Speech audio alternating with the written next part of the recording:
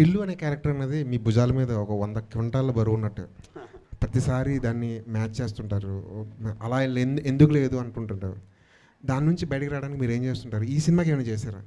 ఇలాంటి సినిమాలు చేస్తున్నాండి దాని నుంచి బయటకు రావడానికి. ఇందాక జీవి గారు అడిగినట్టు టిల్లు చాలా ఇన్నసెంట్ అండి. వాడు is a very stupid fellow Tillu అనేవాడు. బట్ వరుణ్ అలా కాదండి. వాడు actually he is much ahead of ఈ సినిమా మొత్తంలో అందరికంటే బుర్ర ఎక్కువ ఉన్న మనిషి ఎవరంటే వరుణ్ అండి. కానీ బుర్ర ఎక్కువ ఉందంటే అట్లా ఒక సైంటిస్ట్ టైప్ ఆ టైప్ కాదు. ఓకే, బుర్ర ఎక్కువ ఉందంటే చాలా ఎంటర్టైనింగ్గా వాడికి బుర్ర ఎక్కువ ఉందన్నమాట. నీరజ గారు టిల్లులో సార్కి ఒక మైక్ పాస్ చేయండి.